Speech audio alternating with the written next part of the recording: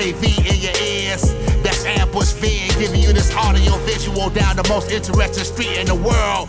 With my voice, Steve, Fascination Street, you already know. Let's get it when you whip in the Fascination Street. What do you... Hey, this is Krista Makes from Less Than Jake and Krista Makes a Podcast, and you're listening to Fascination Street Podcast. Yeah, AV in your ears, that's Ambush Being, giving you this audio visual down the most interesting street in the world. With my voice, Steve, Fascination Street, you already know. Let's get it when you whip in the Fascination Street. What do you... Welcome back, Streetwalkers. This episode is with Ryan Sinnott, professionally known as Ryan Sinn. Ryan is the bass player for the punk band The Distillers, as well as the founding bass player for Angels Airwaves. In this episode, we get to know Ryan and how he got into the music business. Of course, nobody starts off as a bass player. Everybody starts off with a different instrument, so we find out how Ryan came to become a bass player. And of course, we go all over the place. We talk about Angels and Airwaves.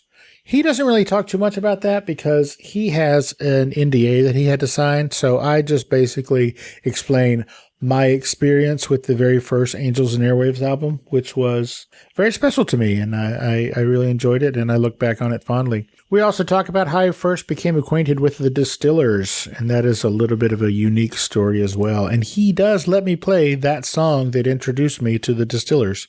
We talk about Punk in the Park and what that was. We also talk about him going to audio engineering school and what the hell are sparkle notes. We do discuss a little bit about the intricacies of different events or projects. Like, for instance, the Distillers had some songs that were included on the Tony Hawk Pro Skater 4 video game. So we talk about projects like that and how the pay structure differs for each project and whatnot. But mostly, we just get to know Ryan.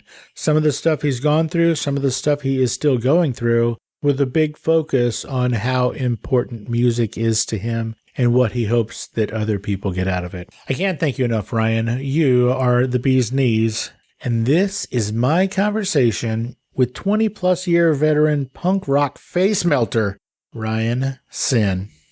Prepare to be fascinated. Prepare to be fascinated. Prepare to be fascinated. Welcome to Fascination Street Podcast, Ryan Sinn. What's up, dude? Not much, man. Just still waking up. Got my coffee. What a wonderful Friday, the 13th. Friday the 13th. So I have questions for you, and we're going to talk about those, and some of them are weird, and some of them you won't be able to answer, and that's fine too. But the first thing I got to ask you is I got to ask you about your name. Let's go with Ryan Sinn versus Ryan Sinnott. What? I actually have 7 names. Oh, Jesus. All right, hit it. And I can't remember them all off the top of my head. I've never actually used them. I learned about them much later in my life. So Ryan Sinnott is what's on my birth certificate. Your government name, as they say? That's the best way to put it. My government name, actually, my government name is Ryan Sinnott. My government name is also Ryan Sinn because taxes and all that fun shit. Sure. I was actually born Charles Taylor. I met my birth mom when I was 27 and learned a whole lot about my bloodline and past and all that kind of stuff. I started using Sinn because I have 2 younger sisters. And when I joined the band, both my parents are teachers. Just the town I grew up in, everybody knew me. Not like popularity wise. Most people knew me because one of my parents was their teachers. So I was home once shortly after, and somebody had called, and I answered the phone, and they were more of a fan than someone. They were just calling, heard that I was home, and it really freaked me out in regards to the safety of my sisters. My dad thought that at one point thought I was a bad influence on that, or could be a bad influence on them. So I was just kind of aware of that at the time. And so I just didn't use the last name, just went by Ryan. And then one day in Japan, it hit me that, holy shit, half my name is Sinn. That's kind of cool sounding. And here we are. You could have gone the other way with it. Ryan, not. Yeah, right. So do you go by both names professionally or just the Sinn? Well, I was married and divorced. My ex still uses Sinn, which I thought was weird because, I don't know, she has some kind of fame attachment to that name or something. I don't know. But yeah, she still used it. So I just kind of stopped using it. Wasn't really doing anything in the view of anybody, in public eye at the time. But then, I don't know, man, kind of had like this, fuck it, I created that. It's me. I'll use it. And I already have to pay taxes under it. So Yeah. I don't know. It's just a name. I'm me. So for the purpose of this interview, what do I call you? Like when this comes out, what do I put on there? Ryan Sinn's fine. I mean, that's like what everybody knows me as. That's the name under the credits for the art I do. So. All right, cool. Well, you sort of touched on it a little bit, but what I like to do is I like to start from the beginning. It helps us understand how the guests got from where they were to where they are. So where were you born and raised, man? Where'd you grow up? I was born in Fremont, California. Grew up there in the elementary years, and then kind of back and forth, Fremont, Santa Cruz every summer. Pretty much spent my summers in Santa Cruz and my school time in Fremont, California. Was that because of a divorce between your parents? No, my parents were together. My grandparents had a house near the beach that, man, I don't know, they had it since like the 40s or something. And it was just like an empty house that everybody, my dad had a big family and they were all located in the area and they just all hung out there. Because my parents were both teachers, they had the summers off. And so a house on the beach for the summer. Dude, that sounds kick-ass. Pretty nice. Yeah, my parents actually ended up buying a house 2 houses down from my grandparents' house, and that's where my mom's at now. Oh, cool. Back when a teacher's salary could afford a house on the beach in California. No kidding, right? My grandpa was a teacher, too. My grandfather was a firefighter, so I mean, yeah, working class and enjoying life. What a time, right? That's amazing. So when was it that you decided to get into music? Ladies and gentlemen, Ryan is a bass player for several bands. We're going to talk about some of those. But when did you first get into music? That's just me as far as I can remember. My first love was drums, banging on pots and pans and things like that. There was a piano in my house I was always messing around with. Played saxophone, started saxophone in 3rd or 4th grade. Oh, wow. My dad said he'd buy me a drum set if I took drum lessons, so I did a year of drum lessons. On my birthday, we went to the music store. He saw the price of the drum kit and said, "Hey, you ever thought about guitar?" I got a guitar and an amp instead. Did you switch from drum lessons to guitar lessons? The drum lessons were just, man, it was a year on a practice pad. Papa, da, da, da, da, papa, just paradiddles and all that all the rudiments. I never actually got to bang on a drum kit. Nice. Guitar-wise, there's this music shop and this dude that worked there, and I remember him asking me do I want to learn how to play, how did he put it? Do I want to learn how to play guitar, or do I want to learn how to write through the guitar, or some crap like that? Anyway, he taught me a bunch of Metallica and Nirvana songs, never really taught me scales, or I kind of still have to think about notes. Oh, really? Yeah. After all these years? Mm-hmm. And I used to read music. When I played saxophone, I could sight read, but yeah, now it's just all feeling. But yeah, I've always tinkered around with music. And then, yeah, when I met my birth mom at 27, she was a drummer and had to stop playing drums when she was pregnant. So she got an acoustic guitar and would rest it. Pregnant with you? Yeah. Whoa. And yeah, she had to stop playing drums. So she'd play her acoustic guitar on her belly and then sometimes put headphones on her stomach and play her favorite music. So I blame her. She did this to me. That is crazy that y'all were both drummers you were a drummer sort of until, you weren't. But that is cool. It just sort of came that way. That's a real nature versus nurture thing, right? Yeah, and I can't say I'm a drummer. I just bought a drum kit actually last February, and I've set it up 3 times, and every time something has happened, and I've immediately I got some other project going on. So I've had a drum kit now for a year, and Nice. I've done my rudiments on the snare, and that is it. But in my head, there is always a rhythm of some type going on.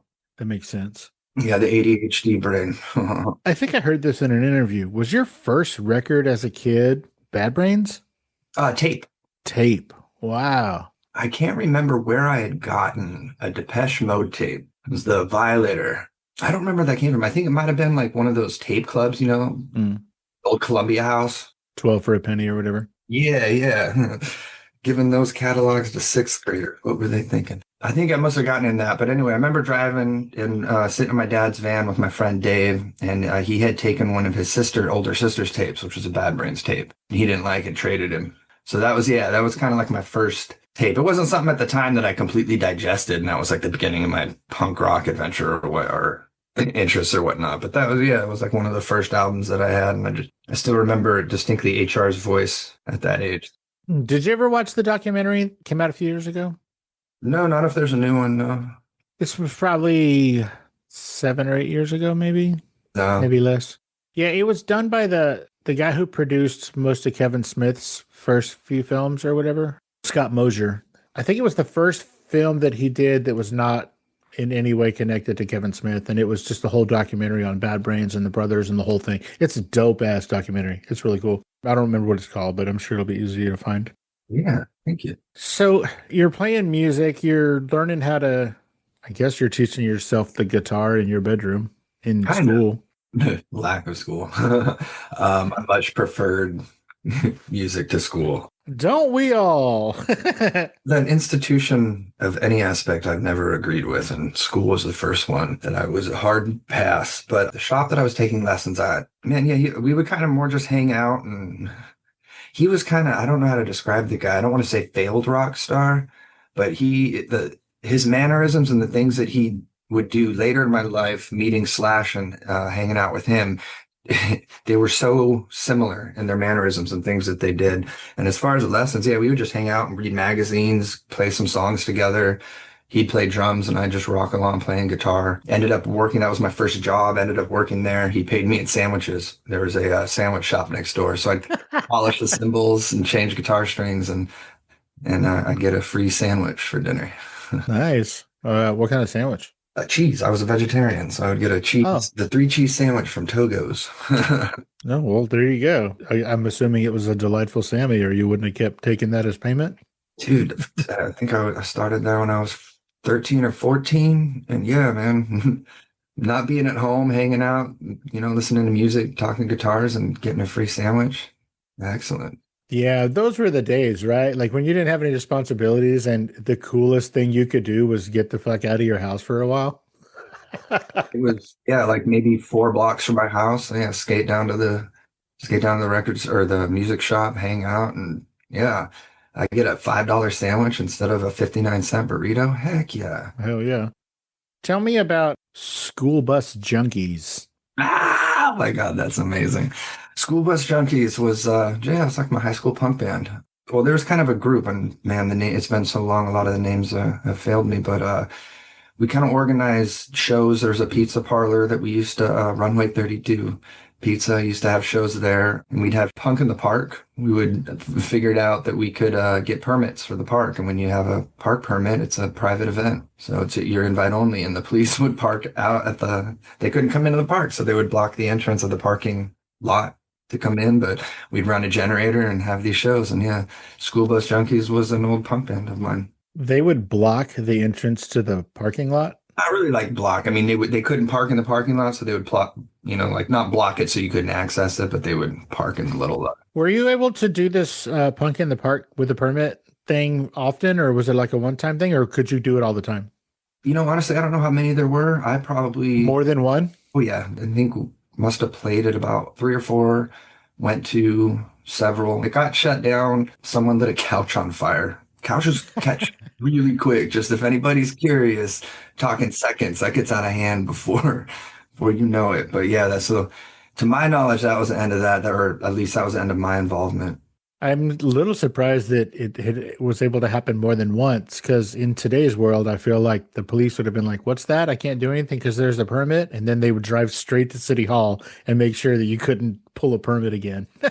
It was the 90s. It was a time where, I don't know, you got a little bit more voice to power, I guess. I think their concern at the time, different times, they just want to make sure we weren't doing anything illegal, or they realize it's just a bunch of weird artists making noise. They're just hanging out until they get that noise complaint. Yeah. The good old days. So we're going to jump all over the place. Yeah, that's great. Because you have such a fascinating life. You have so many things you want to talk about. Tell me about sparkle notes. What is a sparkle note? Oh my God, sparkle note. Dude, that came up in when I was going to school. Music school? Yeah, getting a degree in audio engineering. I'm on the other side of the glass, so to speak, turning the knobs, pushing the faders, not playing. One of the group assignments or whatever, recording a live band. They needed someone to play, and it was just, just playing something like, just a simple 1, 2, 1, 2, 1. Mm-hmm. Just a little, little like bass fill, little sparkle, and a little, you're playing. Like a little flourish? Yeah, just a little boo-doo-doo-doo. Just those. And I called it the sparkle note just because when we were playing back, in the class, some people thought, not like, I don't think highly of myself at all, but some people thought like, oh, I'm going to get the bass and, oh, here's a show. And that's not how I operate. So kind of just playing it. And then I kind of leaned to someone in class and I was like, what? I was like, they all just want to hear the sparkle notes. Nobody likes just the foundation.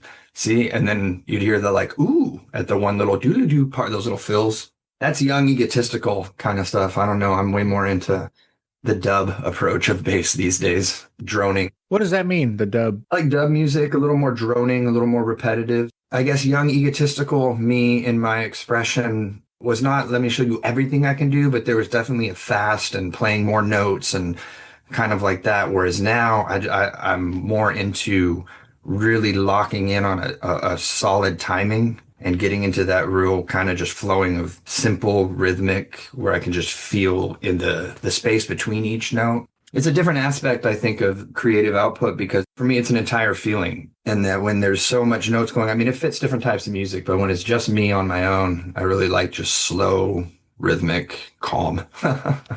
Do you think that your change in, I guess, musical styles, do you think it's got something to do with maybe at the beginning of your career, you felt like you needed to prove yourself and then now you don't? Absolutely. Oh, nice. 100%. I guess there's several factors that kind of combine, but I was filling some large shoes. I did not play bass at the time. I was a guitar. I never had a bass. Nobody ever starts off as a bass player. I know.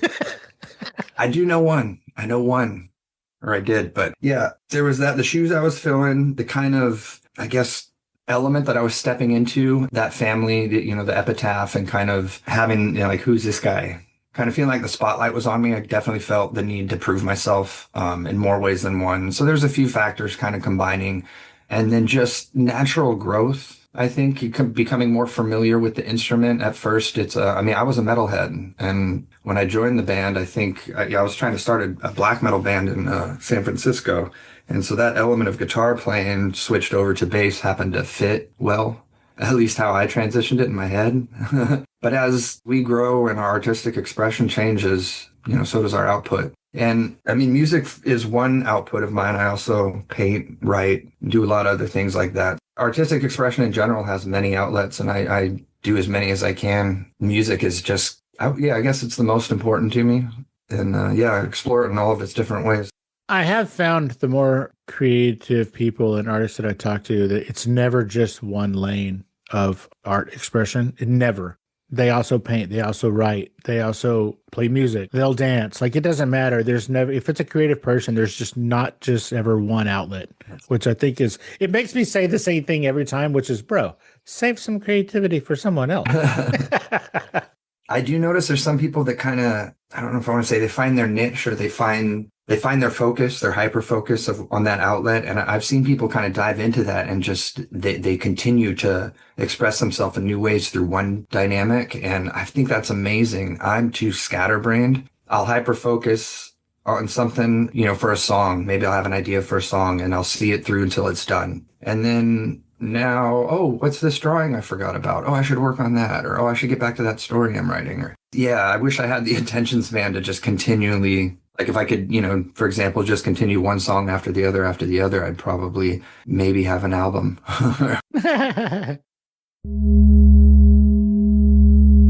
Hey, Streetwalkers, here's a word from our sponsors. Beneath a dead world, humanity's last survivors live in Subterra. I care about one thing, keeping Subterra's power uninterrupted. If Subterra goes dark, we are doomed. A buried city of chipped citizens, forgotten miners, and those who have never seen the sun. You took a big risk coming here. I didn't have a choice. Go back home, girl. You'll get killed down here, or worse. But in the lower levels, the unchipped have become invisible, and invisibility breeds rebellion. We want justice for our dead! You will learn to obey. When a rigged trial ignites the darkness, a blind orphan, a bunker princess, and a rebuilt combat robot are thrown into a fight that could change everything. Fellow citizens of Subterra, you are here to witness the adjudication of an unchipped bunker orphan known as Ace. You want me to lie I want you to help me clear your name. by blaming Ace for something he didn't do? He's innocent. And you're gonna kill him. What I have set in motion will change this place forever. There will be a new order in Subterra, and it will not be kind to people like you. No. I'm staying here. Stay here, then. Stay and die. Because underground, hope doesn't disappear, it survives. Let the battle begin! Advance! Defend your home! Defend your brothers and sisters! Subterra. Available now.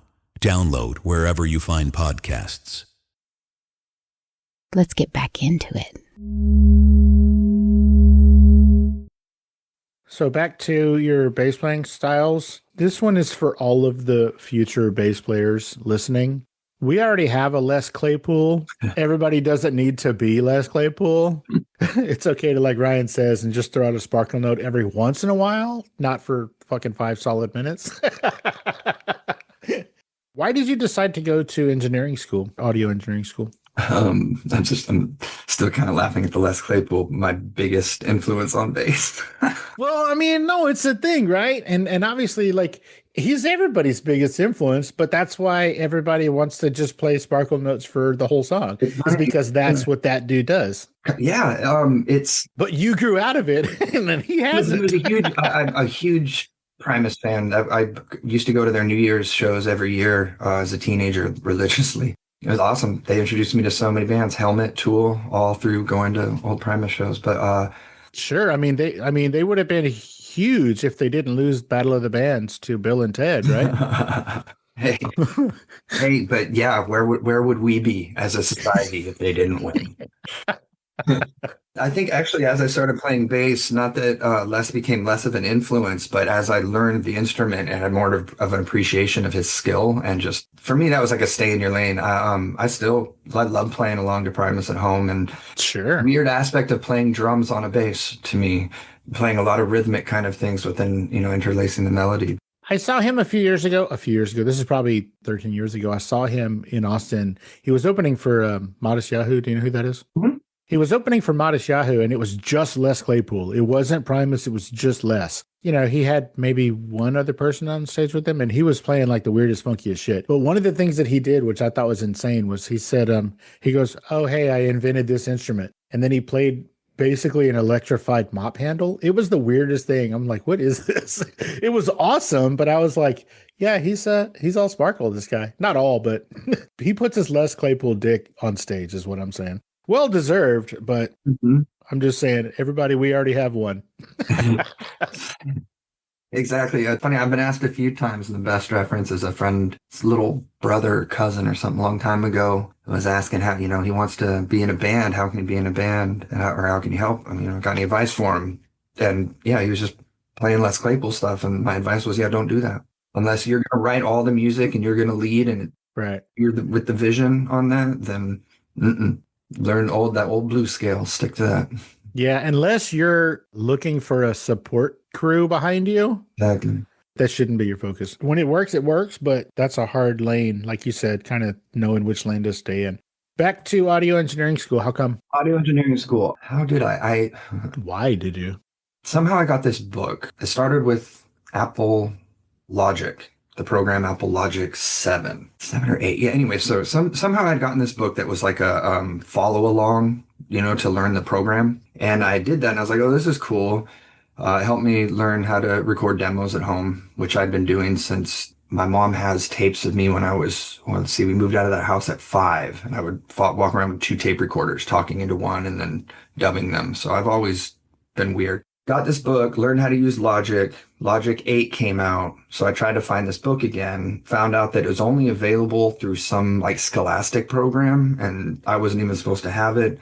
Figured out how to enroll into that, talked my way into it, worked my way up. It's an Apple, I can't even think, it's been a while. So I ended up getting my master certificate for Logic 10 and then an Apple training certificate. So I'm an Apple certified training for the Logic Pro software. Oh, nice. That led up to almost working at the Apple campus, but I live in San Diego and that's in San Jose, and moving just wasn't an option at the time. I had wanted to open my own studio. Circumstances prevented me kind of from doing that on my own. In the process of looking for a partner, came across a school here in San Diego, kind of decided to roll the dice that way. It was interesting. If anybody's thinking about going to school to learn how to do audio engineering, go to YouTube. There's a woman named Aubrey Whitfield who's amazing on Instagram. Follow her. You can get all the tips and tricks you need, or find the studios in your local area and see if someone will let you in and watch. Be very kind, be very quiet, be very observant and learn. But the schools, I did learn a lot, but for what I went through, the end result, especially, I mean, YouTube has caught up. All that information's out there. You don't need to pay those high prices, but nothing's going to beat sitting in a studio and learning from someone teaching you. My first experience with that was with Andy Wallace, which was an amazing experience. He let me sit in and watch him mix Coral Fang. That was very, very eye-opening to me. That dude's a legend. Oh my God, amazing. Amazing, man. Since we're talking about audio engineering, what's it like to record a studio album when the audio engineer is running to the bathroom smoking crack every once in a while? That was my first experience in a studio. So, yeah, be kind, be quiet, observe, and learn. I was new to all of that at the time, so very naive. First time in a studio, I wanted to play. I was soaking it all up. That was not even on my radar until I learned later. Surprise. Oh, shit. Welcome to LA. That is really funny. Okay, now we're going to talk about a thing that you're not going to say a whole lot about. No problem. You can ask anything. If I can't, I'll just say pass. Yes. Ladies and gentlemen, Ryan is the founding bass player for a band called Angels Airwaves. A long time ago, Blink-182 broke up. It was 3 people. 2 of them went to go form Plus 44. The other dude, Tom, he started a band called Angels Airwaves, where he was the front guy, and he got a bunch of musicians together to make a band. I think the first album is called We Don't Need to Whisper. Is that right? That is correct. Ryan, as I said, was a founding bass player for that band. He was only around for that first album, and then things happened, and he went his separate way. Now, I bring that up because my experience for listening to that album, I feel like it was a little bit unique, but also it was such a moment for me that I'll never, ever forget it. I was working at a bank, and I was in the back doing shit in the cubicle so I could listen to whatever I wanted to. I wasn't customer facing. And my friend, who was super into pop punk and all that good stuff, and he introduced me to a bunch of bands, but he was explaining the Angels and Airwaves Plus 44 dynamic. And when that Angels and Airwaves album first came out, on our lunch break, we went to Best Buy and bought the CD, and then we went back to work and immediately fucking burned it onto our computer. Thanks for that, by the way. That same day that we got it, I don't know if it's the same day that it came out, but the day that we got it, NASA, they had sent up a craft, and it was docking with the space station. Mm-hmm. And what we did, I don't know if he did it, but over at my desk, what I did was I waited, I think it was about 45 seconds or so before the video for NASA started is when I hit play on that CD. So I was listening to the entire thing, soup to nuts, while I was watching this ship dock onto the International Space Station. This is going to sound dumb as shit, but it was such a transcendent, 45, 50 minutes, whatever the length of the album is. Mm-hmm. It was so engrossing, and I like it. It hit me on a level that I don't think many other things have hit me on because of the audio. It went so great with that visual. Mm-hmm. If anybody ever has the chance to go back to the mid 2000s and start all over and just listen to that album while you're watching a docking of a space station, I highly recommend it. Actually, I haven't listened to that. I can't remember the last time I listened to that record. Well, it holds up. I just found it on vinyl. I found the gatefold at a used record store. Oh, yay, finally. Did you never have one? No, I had a CD. I think I have the CD somewhere, and probably a copy or two. That vinyl, was that like a later issue, or did the vinyl come out did it come out back then? I have no clue. All right, cool. No idea. I think to my knowledge, there was a 7-inch for the first single. Okay. But that's all I recall. But anyway, I just found, recently, I don't know, within the last 6 months, bought I have the actual record, but I haven't listened to it yet. And now, I'm going to pull that up on YouTube when It holds up, man. Yeah, that's a trip. That's an amazing experience. It doesn't sound corny at all.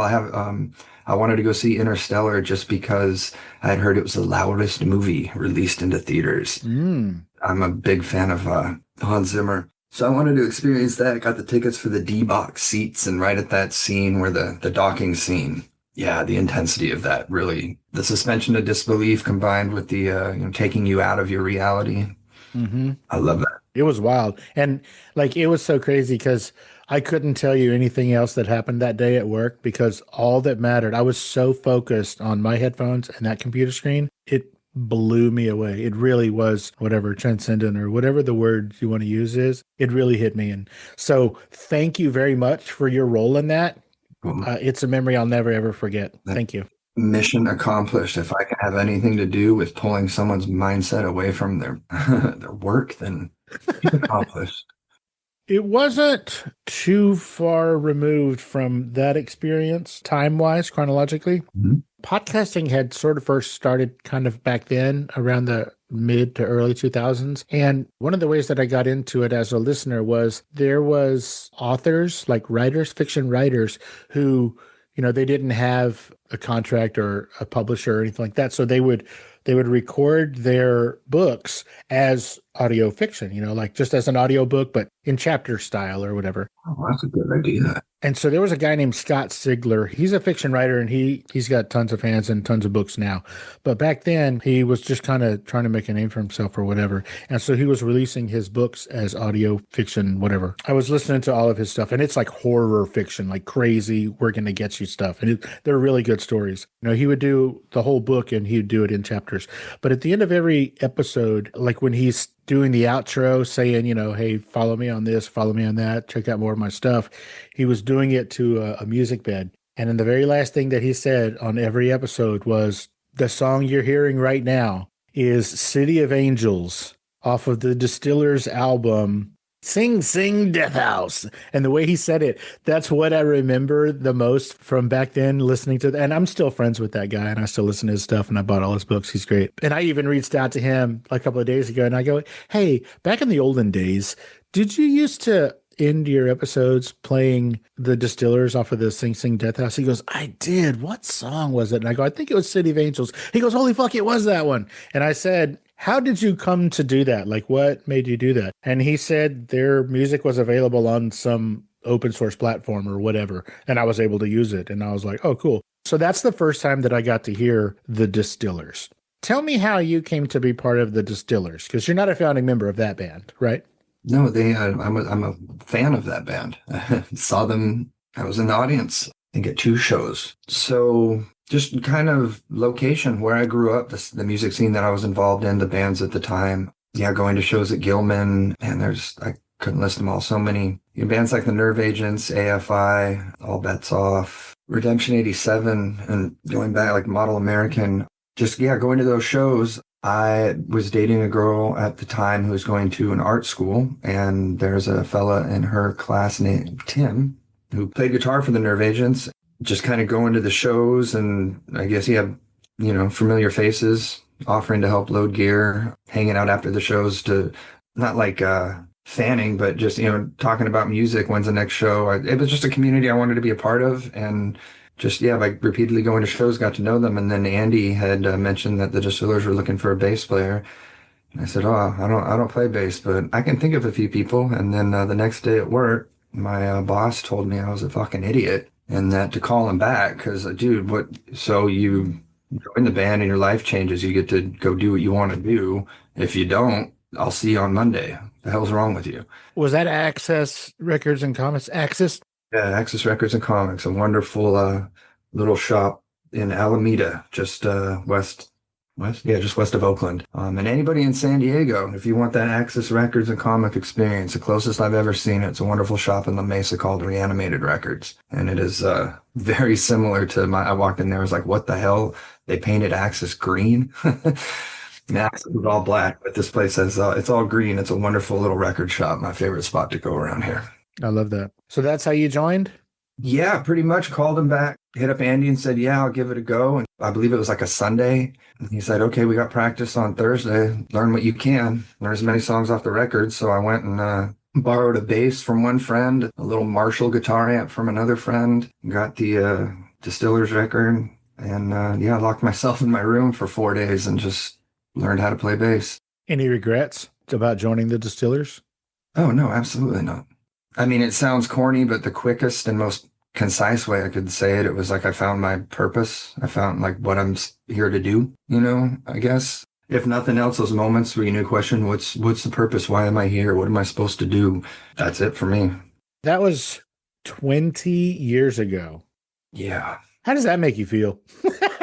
It makes me, man, I can't remember. Somebody in my youth told me something like being old is just being a kid in a painful body. That sounds about right. Yeah, and that's anytime age or great lengths of time I'm reminded of, that's all I feel is, God damn, this body hurts. Honestly, it makes me happy. That's something that I was able to be a part of in those albums and shows and, that part of my life, something I was able to contribute to that has had positive effects on people that I've met later in life, whether it had been an influence or, just some people like to have music in the background. It affects people differently. I dive in deep. I hear every little element of it. And some people hear it just like one wall of sound. But if it takes them out of that, whatever, in that moment, and they resonate with that artwork that I'm a part of, then that makes me feel wonderful. Hey, Streetwalkers, here's a word from our sponsors. Hey, Streetwalkers. Now, there's an official Fascination Street Podcast Patreon. The episodes are just as deep, but a whole lot more fascinating. On the Fascination Street Patreon, we're keeping it simple. There is only one tier. No confusion, no levels, no upsells, just one way in. For $5 a month, you'll get every episode ad-free. No interruptions, no distractions, which gives you a more direct connection to the show. And also, there's a place to hang out with fellow streetwalkers and be part of the community on Patreon. If you love the stories, the conversations, and the vibe of Fascination Street Podcast, this is the best way to support it and get even more out of it. No tiers, no ads, just $5 and you're in. Welcome to the inner circle. $5, no ads, that's it. Patreon.com/Fascination Street Podcast. Let's get back into it. Ladies and gentlemen, the Distillers has nearly 600,000 monthly listeners or subscribers or whatever on Spotify. That's a lot. Now, I'm sure that translates to all of you guys and girls splitting $20 or something because Spotify don't pay shit, but still an impressive number of folks that are listening to you guys. This is going to sound like a weird question, and it's okay if you say no, and I'll just take this out. Since City of Angels, off of the album Sing Sing Death House, since that was my introduction to the Distillers, since it's 20-something years old, do you think that I could play that song on this episode to give everybody an idea of kind of what the Distillers is all about? Sure. You can play whatever you want to, man. This is, as far as I'm concerned, we still live in a free country. Thanks. Do you want to introduce it like you're a radio DJ? It's one of my favorite things. Ooh. Hello, this is Ryan Sinn from the Distillers on the Fascination Street Podcast, and you're listening to City of Angels by the Distillers from their second album, Sing Sing Death House. I love that so much. Well done. Thank you.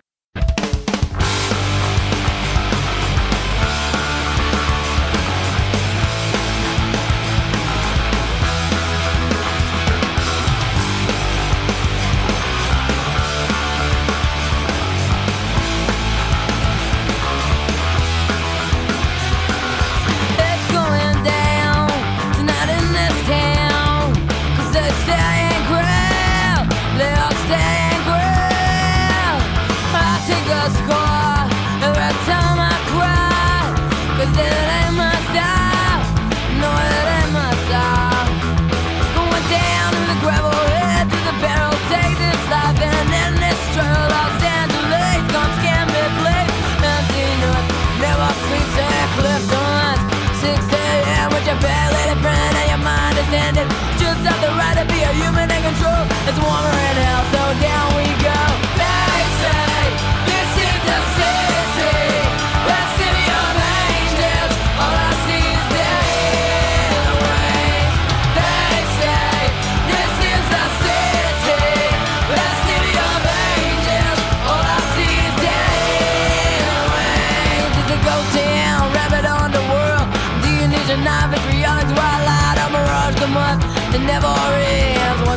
point, you're never the same. Left behind, a race from down, made known, these I'm seeing being bucked up alive.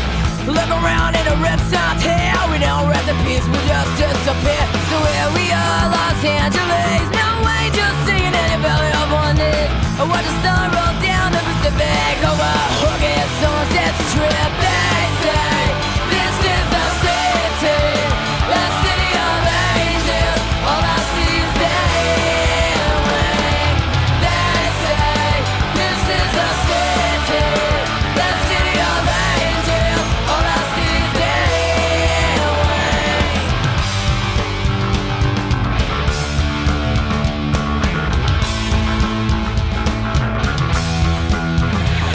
There's a black moon tonight, it's shining down on the western neon light.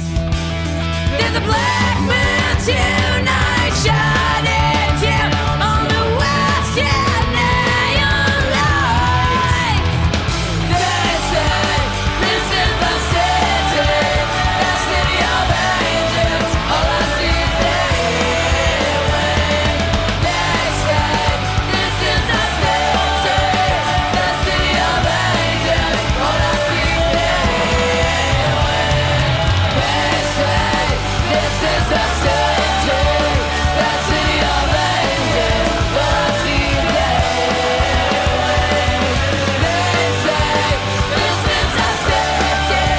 the city of angels. All I see is day and rain.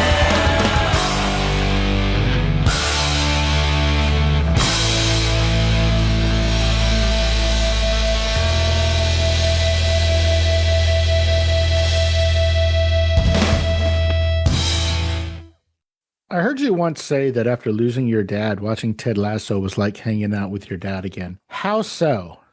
Well, my dad was a coach. And so in the 90s in the latchkey kid area, when we were all left to our own, anytime I was invited into my dad's world, it was going to the high school, hanging out in the gym. He coached everything until he was not allowed to anymore. He was not allowed to be a football coach anymore because he's told the varsity team that the seniors, if they cut on senior cut day, he would bench them for the game. I guess it was the big game coming up, and he benched them because they cut on senior cut day, and he made the whole team, right? Benched them, made the JV team play their game and the varsity game. They won, yeah, but nobody was happy about that, so he was not allowed to coach football anymore. So he coached all the other sports. So just that.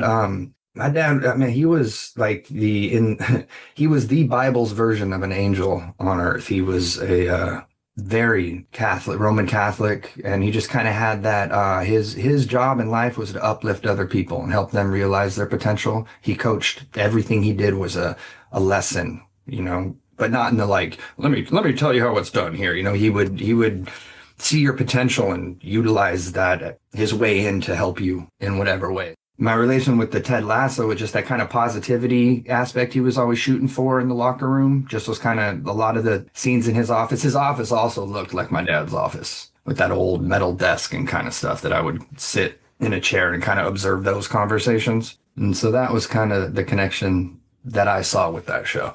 Well, they just finished filming the new season, so you will get to relive those days again. There's another season coming. Yeah, I dropped out. Boo. I appreciate a lot of that show, but there's a certain personal aspect of watching that overrides my nostalgic factor to it. Gotcha. That makes sense. Yeah. Okay, cool. Well, remember I said we were going to move on a little, jump around here and there? Around, get up. Get up and get down. Did you guys have a song on a Tony Hawk Pro Skater 4? Yeah, one of them. I don't care about numbers. I'm wholly uninterested in that. But does something like that, is that a pretty decent paycheck when your song is on a... He's like, no fucking clue. No clue, man. No clue. The interesting thing about the music industry, at least, everything's from my point of view. This is just my observances of what I've seen throughout all of it, not tied to one band or one specific thing, but that every deal is different. Every band has their own dynamic of how they work business-wise. Some bands are a complete democracy. Other are, one person's idea, like it's their ship and their vision, and you're a hired gun basically. But every deal is different. Every record contract is different. Every management deal is different. And it comes down to things like, for example, what's the budget on the game? The way I work for mixing is if it's an independent, a local band, an independent artist that doesn't have a corporate backing, my rates are way different than for someone that has that kind of access to fund. You know what I mean? If I'm contributing to the arts, I got one rate. If I'm contributing to some element, some entity making money, if it's a product, then my rate's way different. My rates are based on what I've witnessed in the industry and how money gets tossed around and how artists can get swindled very, very quickly. Because if you think music's not important and it's not worth the money, then go a day without, anytime you hear any little melody or anything, turn it off. See how long you last. See how good a movie is with the sound off and just subtitles. Yeah, sound is really important. I want to add, though, as far as if it's a good payday, it's not that I don't know, because it was a shitty payday or a good payday. That was a long time ago, and that was one deal. Sure. I think off that deal, it was, I've never gotten a payday where I get to kick my feet up now. It's usually like, oh, cool, I get to go out to a nice dinner. Okay, gotcha. Something like that. Like I get to treat myself to something a little extra, but no new Corvettes around here. Yet. Oh, I asked because I had Jeremy Popoff from the band Lit. I had him on a few years ago, and he had mentioned that the biggest payday that band got from one project or whatever was when they put My Own Worst Enemy on to Rock Band. Mm. He said that was life-changing money for the whole band. Oh, I bet. I think, there's one thing that I thought was bizarre a long time ago in Observance as far as pay, that I was like, oh, how bizarre. I never thought of it like that. But as a musician, when you're on screen, say for a TV appearance or something, and you're just playing, you're getting paid for your visual performance. But if you're singing, if there's a microphone in front of your mouth's moving, they can hear your voice, then you're getting paid twice because you got your visual and your audio. Whoa. And so, yeah, that was that's what I mean. Every contract and everything can be different. And Tony Hawk game was huge and that was an awesome game. And they did I don't know how many sequels, how many there were in that series. And now they've brought it back and doing it again. And that's awesome. But the Guitar Hero changed everything. A company that I was working with to make instruments, I could be wrong, but from my understanding, invested towards that direction of the video game instrument thing, and they're not around anymore because of it. Oh, wow. Because they tried to compete, I think, a little too late. But, it didn't just change the video game. It changed the instrument. Companies were looking at a whole new way because everybody had a guitar in their hand, but it wasn't a guitar. It was a video game controller. The industry was trying to figure that one out. Interesting times. But, yeah, man, that's wonderful for them. Yeah. Not just a payday, but also to have, to be a part of that kind of an outlet to get your art into that many. Yeah, everybody knows that song. They don't know the band's name, but they all know that song and that riff. Hey, who cares? Ego, yeah. You guys, the Distillers, put out an album called Coral Fang. Mm-hmm. What is the vinyl version of Coral Fang worth, and do you have one? What is it? Or to me, it is worth $400. And that is only because at Reanimated Records in La Mesa, California, just east of San Diego, up on their wall, I don't know if that's their most valuable records or if that's Nick, the owner, and his family's favorite records. I know he loves Nick Cave, and he has all Nick Cave's records up there. But one day he had the Coral Fang, the original pressing, up there for $400. And I was like, really? $400, huh? And he just kind of laughed. He's like, that's what it goes for. And it's not there anymore. So to me, I was like, damn, someone paid $400 for it. So that's what it's worth to me. Wow. How many years ago was that ish? 2003, 23 years? No. When did that come out? 2003 or 2004? No, but when was it that you saw it on the wall for $400? Oh, shit. Oh, God, man. I think they've been open for 6 or 7 years now. So right before COVID or something? I believe so. Yeah, time, that is something I still don't understand. I'll never understand properly. But yeah, it could have been yesterday. It could have been within the last decade. But do you have any of those Coral Fang vinyls? Yeah, I have the original Tarantula Records pressing. I have the first repressing, and then the most recent last year, I think there was a European release. Oh, wow. Yeah, randomly, Tony had met someone at the label waiting in line, and they started talking. And so she asked for all of our addresses and was kind enough to send us a copy. So how cool is that? Yeah, I was stoked. I didn't know. I was like, oh, they're doing another pressing. I mean, money's nice because of it helps me to survive the world that we live in. But to me, that's awesome that there's still an interest and people are still listening to this and it's still connecting. Well, according to, like I said, the Distillers on Spotify, there's 600,000 people a month are interested. So it's pretty cool. Like I said, that's pretty impressive. Mm-hmm. Tell me about The Innocent. The Innocent. Oh, that was fun, man. That was a cool trip. The Innocent. Dave Nassie from No Use for a Name and Brandon Shiapati. I'm sorry, Brandon. I'm gonna fuck up your last name, but from Bleeding Through. We're working on a project and Dave had asked me about it. Yeah, it was fun. And then Brooks Wackerman, who's playing with Avenged Sevenfold now. Yeah, we had got together and oddly enough, we were only in the same room together once. And that was for a Christmas dinner. But everything was done. Yeah, I did all my stuff at home. All the demoing was done individually. And then I think Dave was the only one that was present at all sessions, but we recorded at a little spot in Orange County, a little 3-song demo. And then the whole idea was that Dave and Brandon wanted to play in, they want to have a metal band together. And then Dave ended up joining Bleeding Through, I believe, or did a tour with them or something, but mission accomplished for them. And then Brooks went on to join Avenged Sevenfold. I was excited. I was going to bring in a friend of mine who is a drummer from few of my favorite metal bands of all time. Lips are sealed on it, but I was really excited because when Brooks left, he had expressed an interest and he had sent some demos for one song and we were yes, and then kaput. But it was very fun. I got to explore just being at home alone with let me play with a wah pedal. Let me make some sound effects and do some like sound layering and get the synthesizers out. It was a lot of fun. And that was a pretty short-lived project? Yeah, we had full intention of moving forward at the time. I think, was it AP did a little one page on us. They had like a issue about 50 bands to look for or something like that. But yeah, the goal was Brandon and Dave wanted to play in a metal band and they got to do that. So, I mean, it would have been at that point, I think a lot of work and more time trying to rebuild where they had a tour and ready to go. Forgive my ignorance, but did The Innocent, as you know it, ever put an album out? Like, was an album created and released? We did. I don't remember if it was a 3 or a 4-song demo. Plans to record, yes, but I don't know if there was like a Bandcamp or whatever the equivalent was at the time, if something was released like that, but no physical release and no like official, release with artwork and all of that kind of stuff. Gotcha. Well, Ryan, tell everybody where they can find you on the social medias.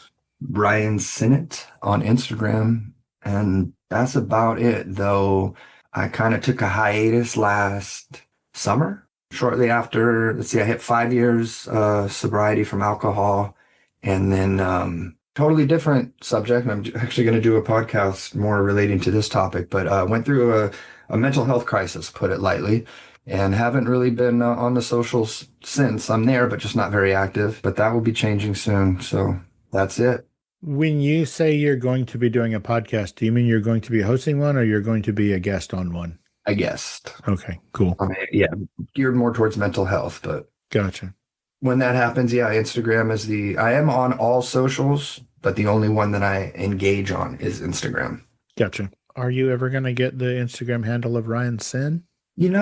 I don't think so. I've asked him. I don't know if he's active. He's a photographer. I've talked with him a long time ago in the past and lost contact. He's a talented photographer, and I admire his artworks that he had put out. I noticed the Instagram account hadn't been active for a bit. I sent him a message about 2 years ago, and I've never heard back. But so probably not. I'm not really worried about it. It's just a name. I have about 7 Instagram accounts. Just keeping eyes on all of you. Ryan, before I let you go, is there anything we didn't talk about or I didn't ask you about specifically that you wanted to talk about today? Like, did we cover the big bits? Sure. I don't know. I'm just here to experience, man. And you've got questions, I got answers. Questions, I got things I want to promote or Go outside, live your life, say hi to a stranger, smile at people. Smile at people and go touch grass. That's your thing? Fuck grass. Grass is weird. Find a spot of dirt. Find a spot of dirt with no grass. Touch earth. You said fuck grass. Grass is weird. I love that so much. Ryan Sinn, Ryan Sinnott, thank you so much for taking the time out of your busy day and your hectic face-melting, musical creating schedule to hang out and let us get to know you a little bit better on Fascination Street, man. I appreciate it. Well, I appreciate you, man. Thank you for having me. It was 100% my pleasure. And you go out there and have a great rest of your week, man. You as well, bud. I appreciate you, dude. Seriously, you are the bee's knees. I can't thank you enough for doing this. Oh, man, it sounds corny, man. It's nice to be liked. It feels good to be wanted. Oh, buddy. Thank you so much, dude. I'll talk to you later. All right, man. Take care. Bye-bye.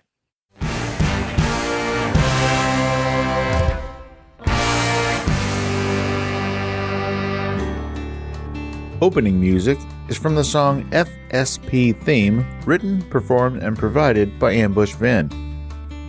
Closing music is from the song Kosh, written, performed, and provided with the blessings of Kosh Mojo himself.